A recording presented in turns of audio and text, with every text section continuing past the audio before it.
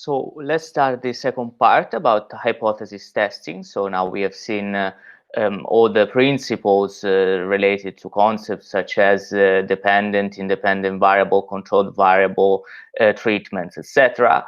And now let's go into the tool that allows us um, to confirm or to support, let's say, my theory, or to identify whether the evidence that I can gather for the experiment is sufficient to support it. In this is a lesson with a lot of statistics. So I will provide you the information that is useful to understand the main principle, but to really understand the things, you really need to resort to other resources. So to use other books, for example, the book that I suggested, and other links that I will point throughout the lecture. I will use sometimes, very few times actually, the word magic when something needs to be assumed. So I will not explain in depth some aspects, and I will give them as to you as information. And if you are interested, you can do additional research by yourself. But so that it is clear, I do this so that it is clear that it is not that you didn't understand something, but it's just given you as an assumption. Okay. So let's start with some detailed definition of what a hypothesis is. Let's read the slide. A hypothesis is a statistical testable statement derived from a theory, and in practice from a research question. So I have my theory, I write down my research question in the way that I explained during the first lecture, and is a statistically testable statement. We will see through this lecture what this really means. Um, a hypothesis is a predictive statement concerning the impact of some independent variable on some dependent variable. We've already understood now what is an independent variable and dependent variable. Hypothesis is a predictive statement. So every time I change in some way the independent variable, I expect to have some effect, some predictable effect on the dependent variable. This is a core point. When we do hypothesis testing, our goal is to refute the negation of the theory. The reason for this, you will understand it throughout this lecture. But for now, let's take it as a fact. Okay. Normally, whenever we do hypothesis testing, we start from the theory, and the first thing that we do is express the so-called null hypothesis, H0. This hypothesis is the negation of the statement that I want to support, of the predictive statement that I want to support. So simply, the theory does not apply. This is the typical null hypothesis. It is expressed normally like as a statement like the one written here. There is no effect between the independent variable and the dependent variable. So the changes in the independent variable do not affect the dependent variable. And this null hypothesis is assumed to be true unless there is evidence from my data, from the data of my experiments, that allows me to reject the null hypothesis. And the statistical test is actually oriented to allow you to reject the null hypothesis. Of course, you have to express both the null hypothesis, as I explained now, and also the alternative hypothesis, which is the thing that you want to support. The alternative hypothesis says the theory predicts, of course. If H0 is rejected, so if the null hypothesis is false, there is an evidence that H1 can be correct, so can be supported. So the alternative hypothesis may be true. This is an example, so let's go directly to an example. Here I have a method M or a tool T for finding bugs. A method or a tool doesn't change anything. So something that I want to use to support my strategy for finding bugs. And the null hypothesis is this one: the experience of the developer does not affect the average time to find bugs. In this case, I imagine to have two groups, so novices and experts, so people with different groups with different experience, like in the example that we discussed in the previous part of the lecture. And this is expressed according to this null hypothesis is expressed with this formula. So the average time for novices is equal to the average time of experts. So there is no difference. What I want to show actually is that the experience of the developer actually affects the average time to find bugs. So my alternative hypothesis is the one that you see in the slide. So the average time of the novices is different from the average time of experts. In this case, we will speak about two-tailed hypothesis to be tested, and you will understand why we use this name in the next slides. So for now, just start getting some confidence with this type of terminology. So we are speaking about two-tailed hypothesis here when you have another hypothesis that is speaking about no effect, okay?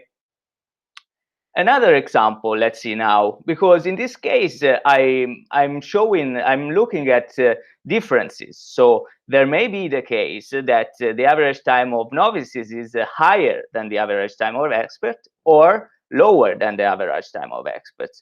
If I want to know something more, a little more, so if I want to know who is quicker between novices and experts, I need to modify my hypothesis. I need to formulate it in a different way. The experiment is exactly the same. So I have my two groups, one of novices and one of experts. But the formulation of the null hypothesis is different. How is it? The average time to find bugs of novices is less than or equal to the one of experts. So is expressed in this way. So this is what I want to reject. That I want to reject the fact that novices are faster than experts. And of course, the other way around for the alternative hypothesis, the average time to find bugs of novices is greater than the one of experts. This is what I want to show. When you have these inequalities, we speak about one-tail hypothesis to be tested. So when you have the equivalence, you speak about two-tailed hypothesis, and here you speak about one-tailed hypothesis. Again, this will be clearly explained later on.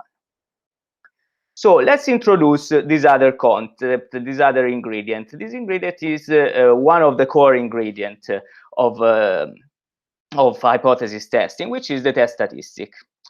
During hypothesis tests, normally I perform my experiment and I take a sample of data and I usually convert them into a single value. This single value is called test statistic.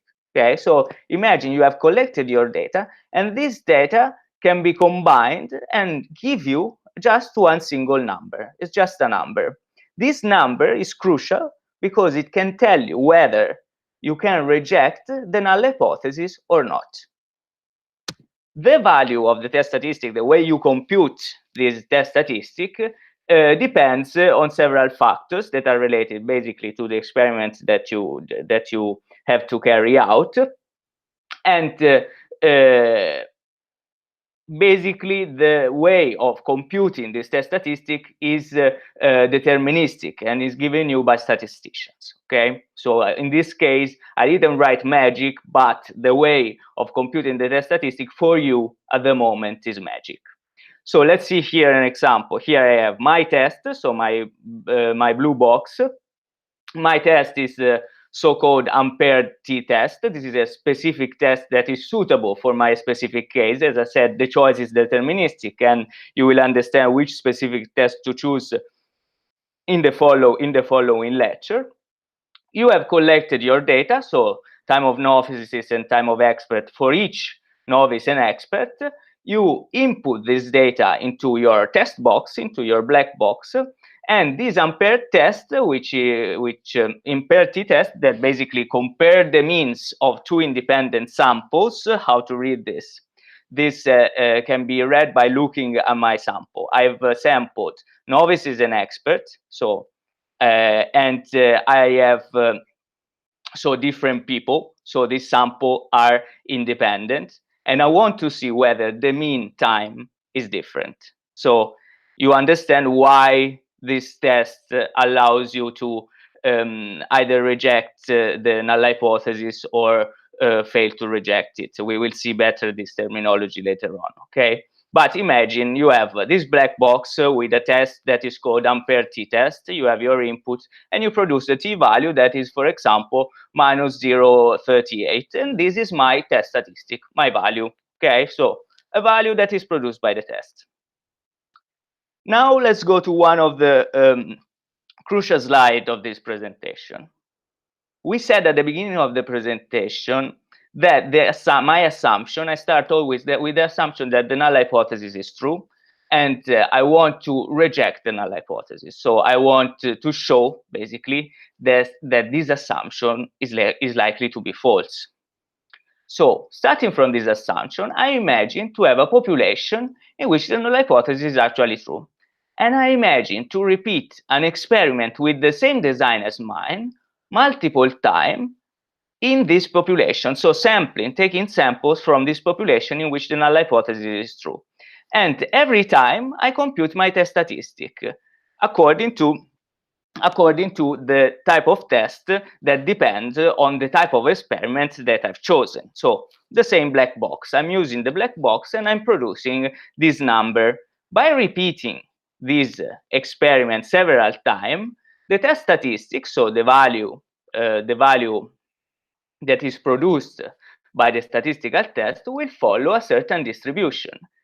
Which one? Also, in this case, the distribution is magic, is given you by statistician. And in this specific case of the test that I was considering is the student t distribution. So the ampere t test use the student t distribution. It's just a name for you. You will not need to learn what is it about. The idea you have to understand it. So you are repeating this experiment and you count basically the time that your test statistics has a certain value, and you based on this repetition of experiment, you draw your distribution of values. You draw your distribution of value, and you have what it is shown here in the slide. You have a distribution that is centered on the value that the test statistic has when the data of my experiment confirms exactly the null hypothesis,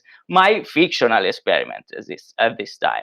Okay, why? Because if in the population the null hypothesis is true, and I repeat the experiment taking my sample from the population, in the majority of the cases, the t-value will be the one associated to the confirmation of the null hypothesis, because the null hypothesis is true in this population. So that's why the majority of my samples will have exactly the value that the test statistic has when the null hypothesis is true. So the central area. If the null hypothesis is true, if I do an random experiment, it is very unlikely, an experiment with a random sample in the population, it is very unlikely that the test statistic will fall on the tail. And this is the trick, this is the idea.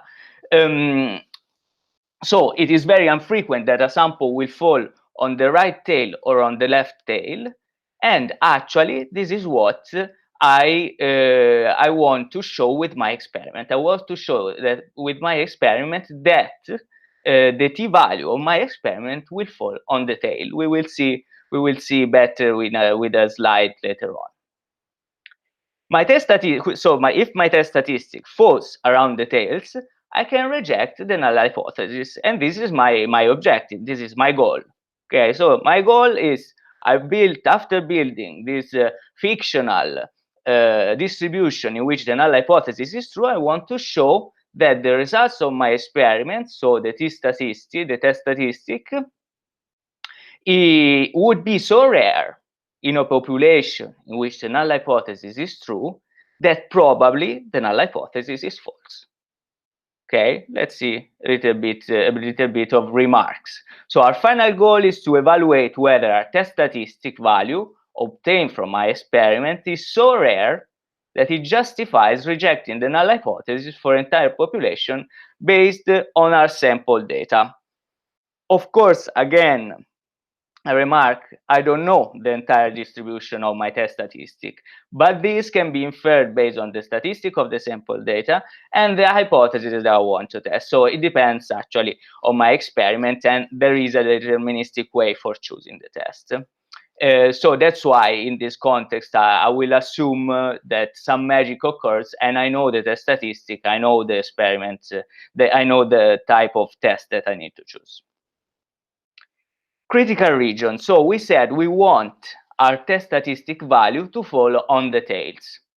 This is on the tails of my distribution. This is the thing that our goal.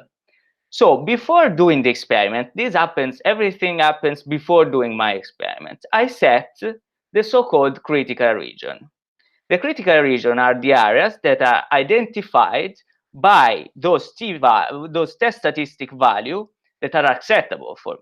So the ones that belongs to the tail. So those values that allow me to reject the null hypothesis. So this is the area that I want to fall on. This is the, let's say, the segment of T statistic that I want to consider, that I consider as acceptable for a successful experiment, for rejecting the null hypothesis.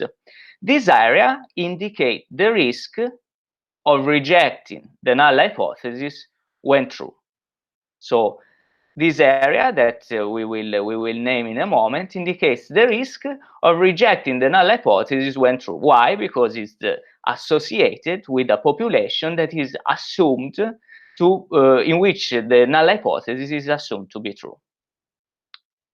This area is called significance level, and again indicates the risk of rejecting the null hypothesis when this is true. It is normally denoted by alpha. You will see this alpha several times, and it normally takes this value 0.01, 0.05, 0.1. These are typical values for alpha, and I will explain in a moment why we use this value and when to select a certain specific value. Instead, we have another concept that is 1 minus alpha, so the opposite of alpha, that is the so-called confidence level, and indicates how confident I want to be about the results of my test. The typical value, of course, is 1 minus alpha, so 0.99, 0.95, etc. Alpha sets the standard for how extreme the data of my experiment must be before we can reject the null hypothesis. This alpha, at this moment, I didn't do any experiment, okay? I didn't compute any data from my experiment. Afterwards, I will compute the data from my experiment. I will obtain the test statistic value for my experiment, and I will have another value, the so-called p-value, that I will compare with my alpha. And therefore, this p-value will indicate how extreme the data are, and we will see it in the next slides. Let's see better what is the confidence level. Like significance level is this area in the tails. The corresponding confidence level is in the other region, is in the central region, the so-called acceptance region. Let's see the values. I said before that the specific value have the specific values of significance of alpha. They have a meaning, and the intuitive meaning is listed on the last column. So I said that the significance level indicates a risk. The risk can be of different levels, so from catastrophic to moderate. When I set alpha to 0.001, it means that the risk of rejecting the null hypothesis when this is true is catastrophic. This, from an intuitive point of view, means that I lose more than 100 million euros. That may mean large loss of life, like a nuclear disaster, or also without losing lives, a large loss.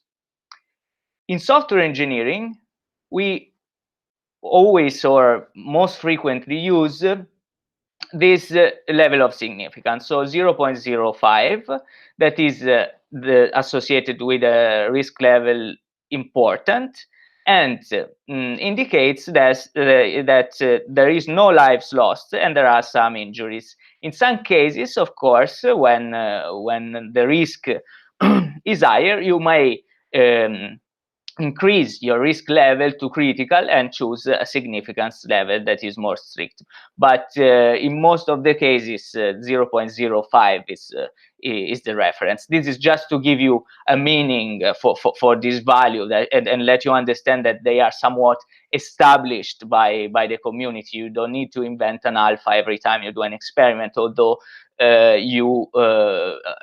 when I describe how to perform an experiment, I suggest you should select alpha. You should select alpha because you should be aware of this risk level and estimations. In software engineering, yeah, we normally use these values.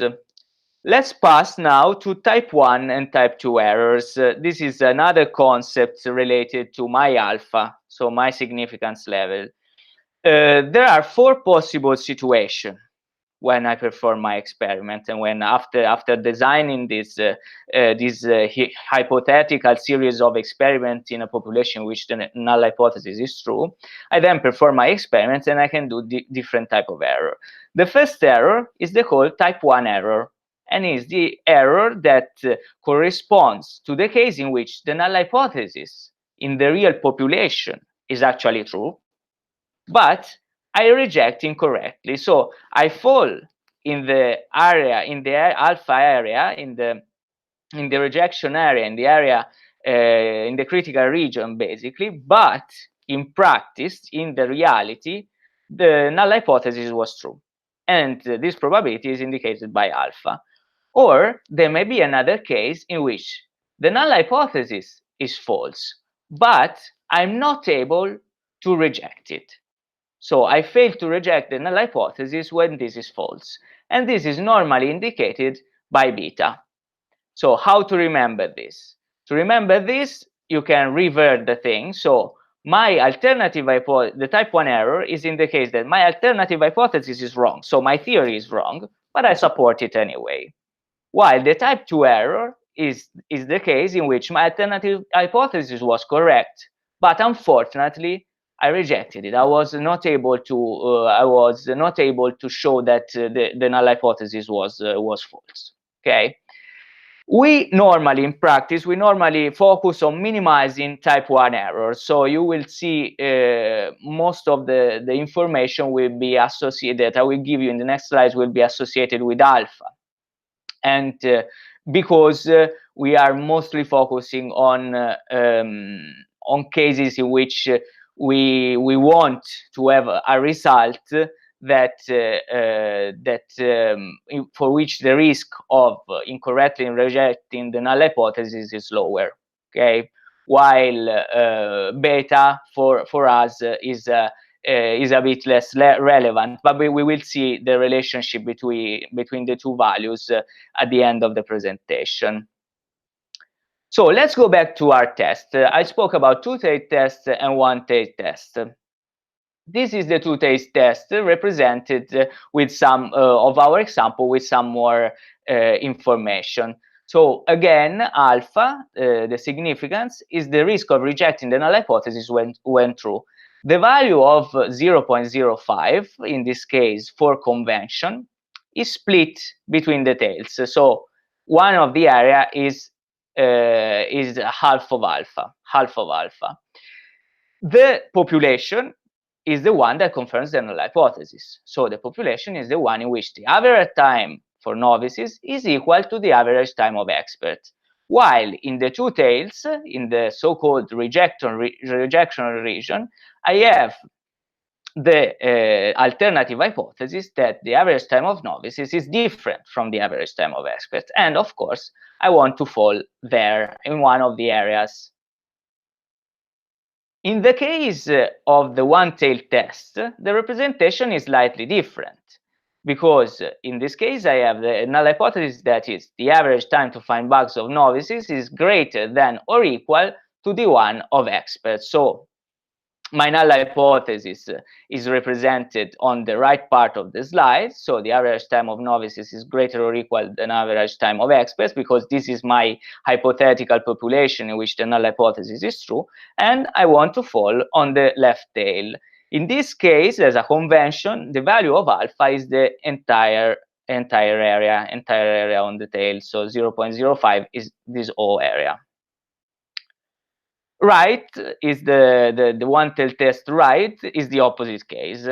Okay, so the average time to find bugs of novices is less than or equal the one of experts is my null hypothesis, so the one that I really want to reject. I want to show the experts are quicker, are faster, and I want to fall in the right area. Now let's pass. Now we have understood what is the alpha value, significance value, what is the one-tail test and two-tail test, but still we didn't actually perform the real experiment. We didn't perform the real test actually. The experiment was already performed, but we didn't. We just set up the test. So the p-value, I said that a test, a generic statistical test, produced a test statistic value, that depends on the type of test. In this example, is the so-called t-value. Each test always produces also a p-value, each single test.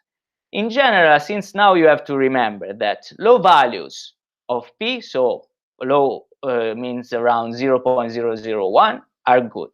High values, like higher than 0.05, we will see, are bad. Okay, so the p-value, you already understand that is something that needs to be compared with my alpha.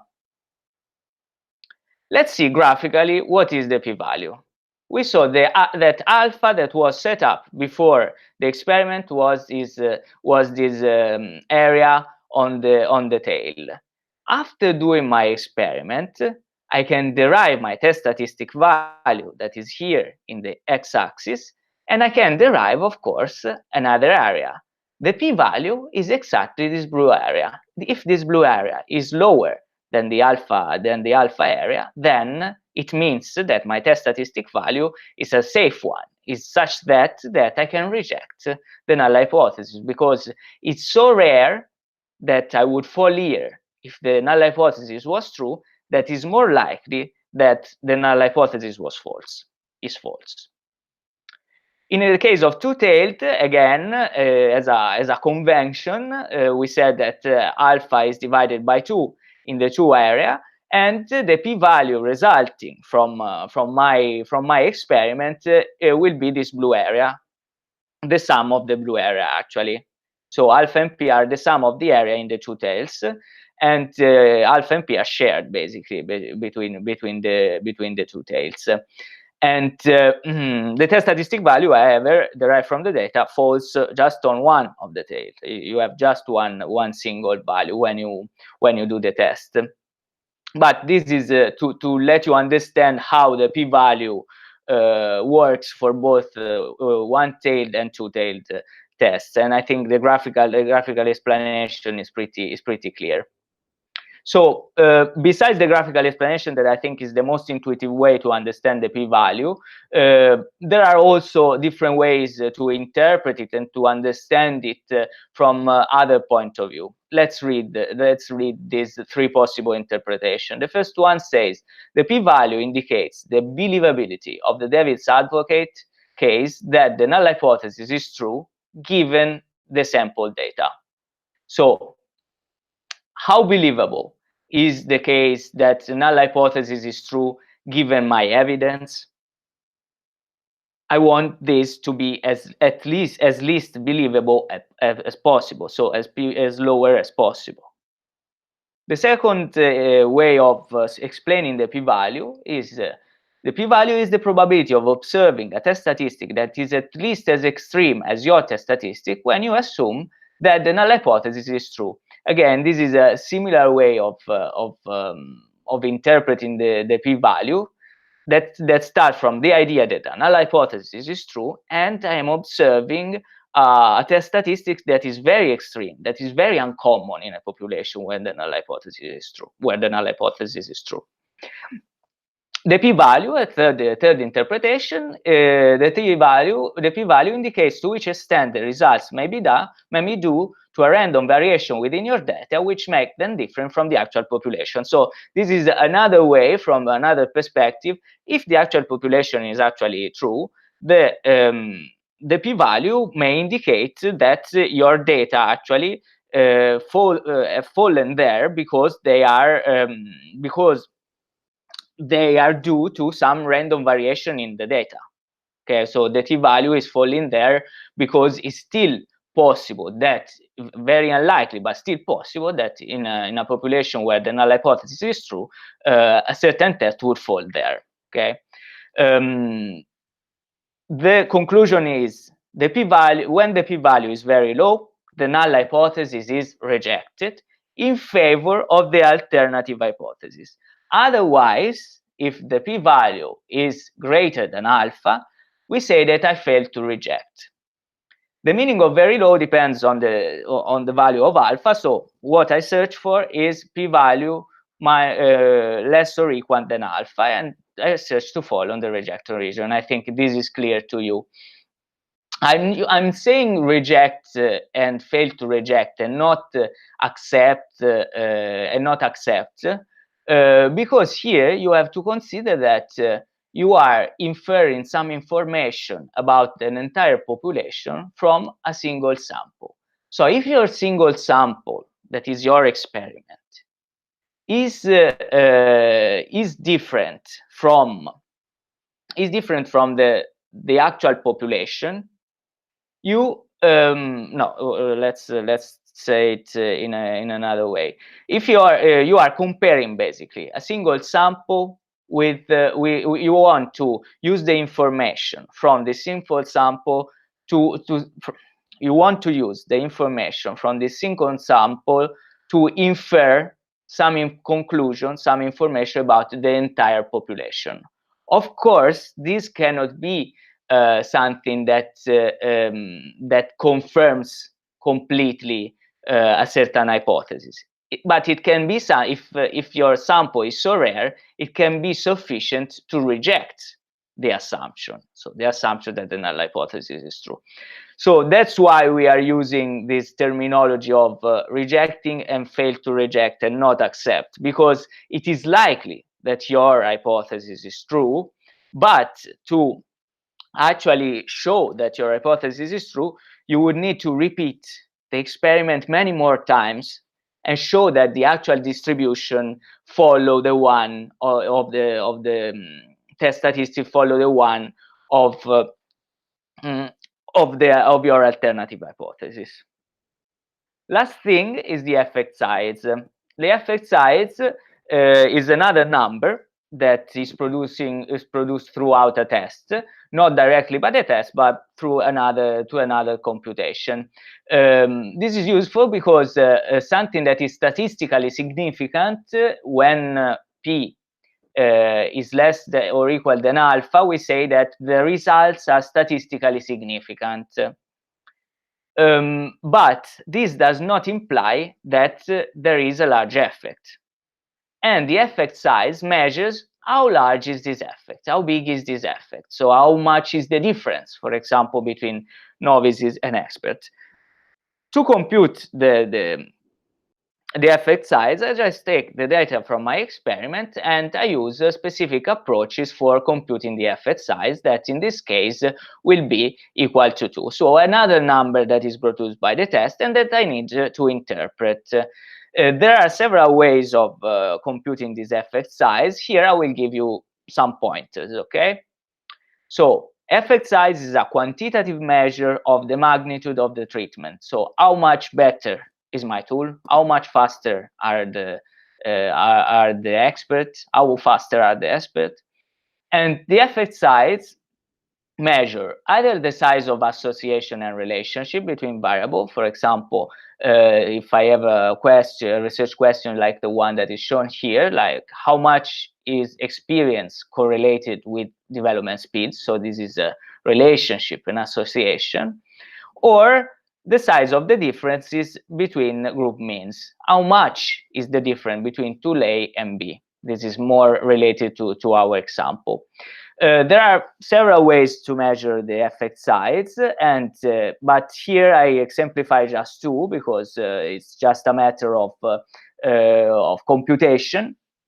Cohen's d is used for differences. Pearson R correlation is used for relationship, but it can depend also on the type of data, categorical or numeric, and on the type of sample, if they are paired or unpaired. You can find the specific effect size measure to use in Wikipedia. So take in your case, your example, your experimental case, you can select in a deterministic way which is the effect size that you should use, like for the test. But for the test, I will explain you better next in the next lecture.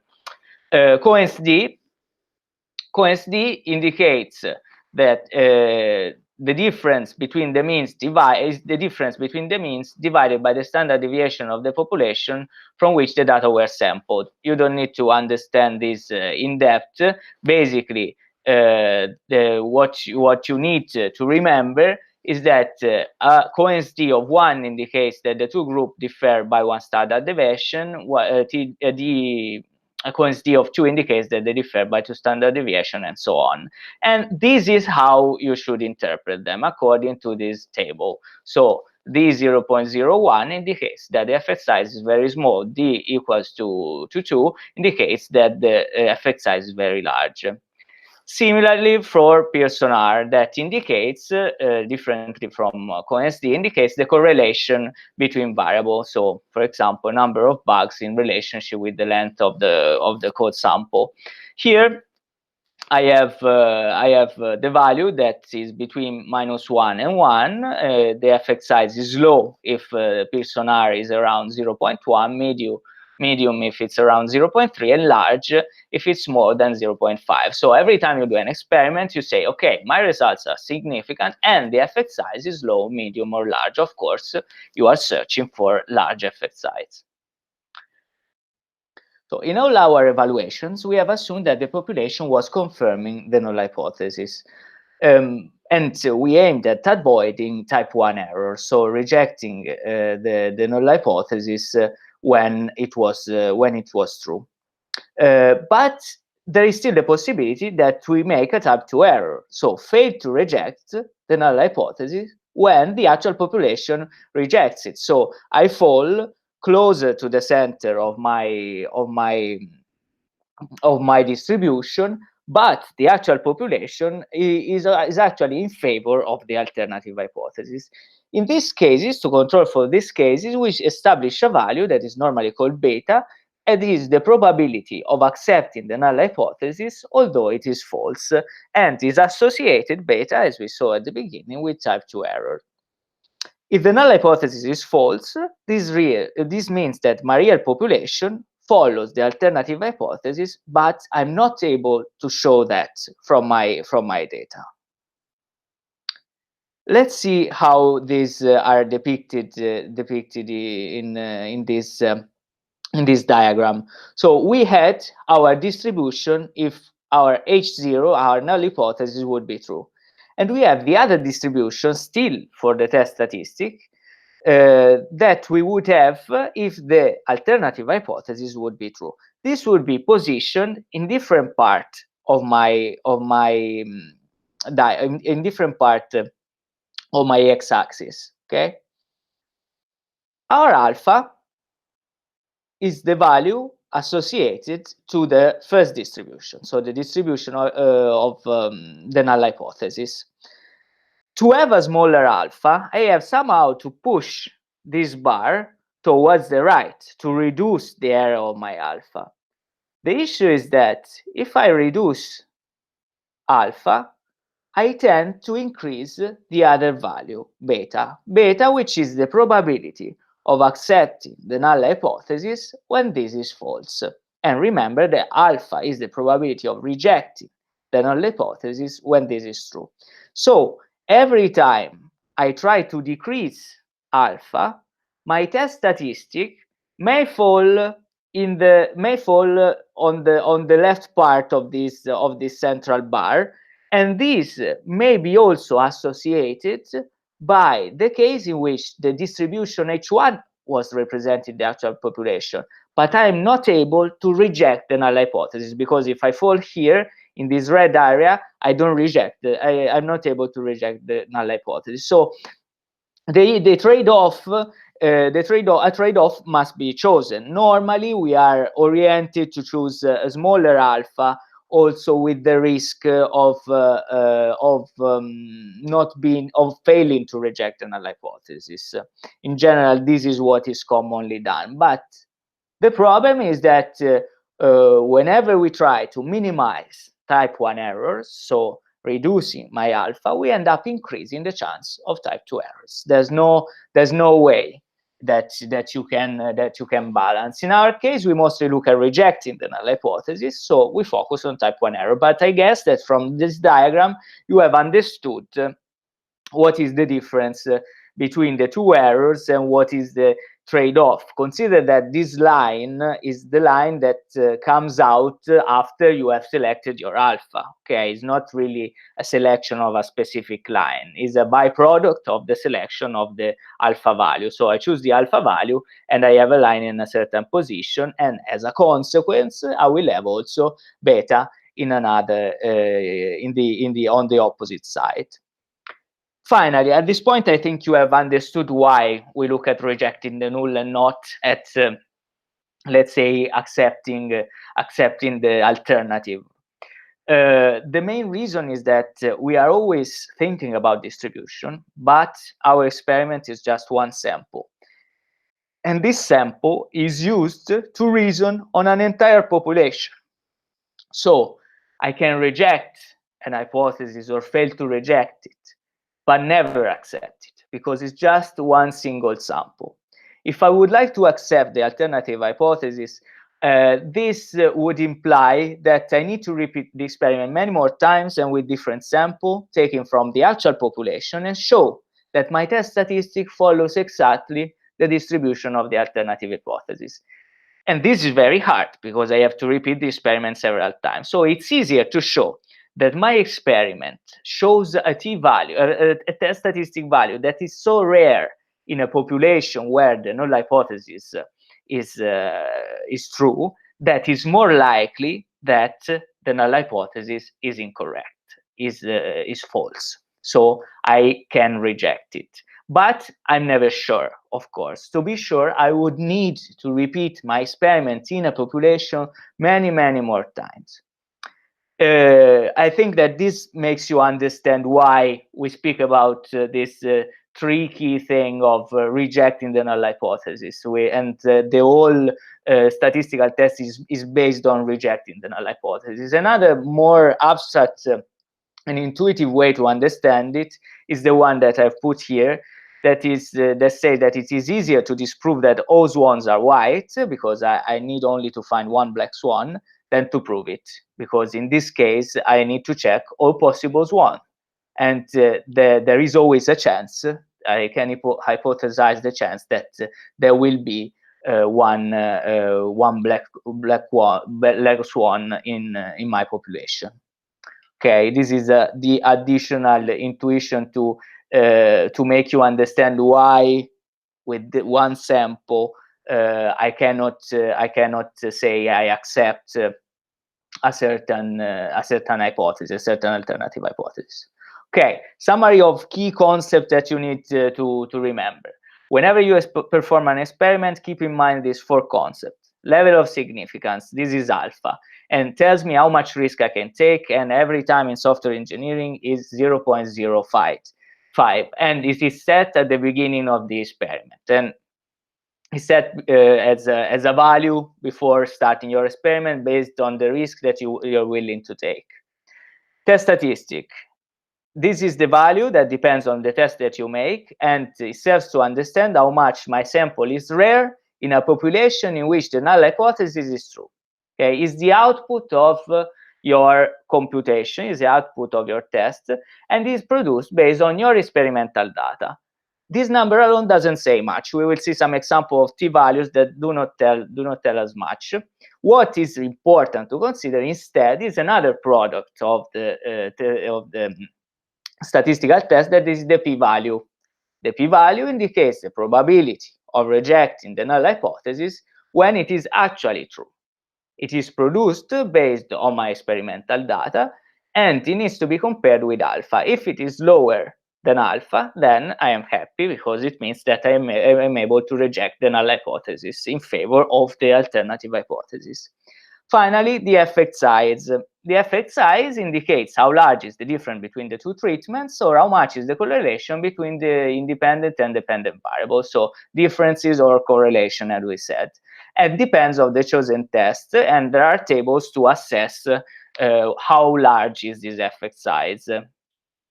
Here you have a graphical summary, and that I think is quite intuitive. You start from the data of your experiment, you select a significance level, you perform your test.